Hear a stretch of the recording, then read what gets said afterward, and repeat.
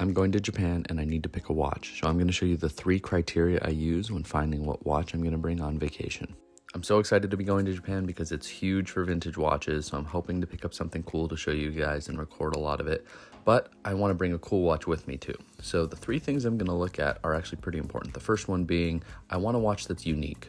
This LeCoultre Futurematic is a really good example. It's a watch that someone who owns a watch store could look at and be like, oh, that's a really cool looking watch. I think another cool, unique example I have here is this Timex that I wear a lot. It's a Timex Q Falcon I reissue that I put some Native American watch tips on, and those tips have lapis lazuli and turquoise. Both of these watches are very unique, but I want to make sure that I'm hitting my second point, which is I want to wear a watch that is affordable on my wrist. I don't want to be wearing a $1,000 to $2,000 watch.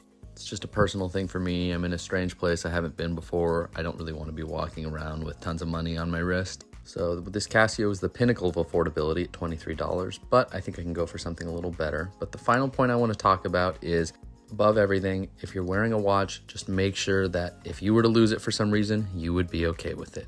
Don't wear your grandfather's heirloom watch. Don't wear the most expensive watch you own. If I lost this run-of-the-mill automatic Seiko or the Casio, I'd be totally fine with it. So taking all 3 of those things into account, I think I found the perfect watch, which is this old 1970s Andrew Grima Omega.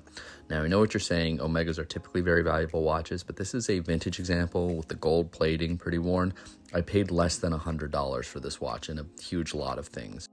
I think it's a super unique example with that beveled crystal, and I think it's a good conversation starter. It's very affordable, and if I were to lose it, I have other Andrew Grima Omegas. I would be totally fine. So I think this is going to be the perfect watch to take with me to Japan. Have any watch stores, antique stores, or flea markets you recommend that I hit up in Japan? Let me know in the comments down below.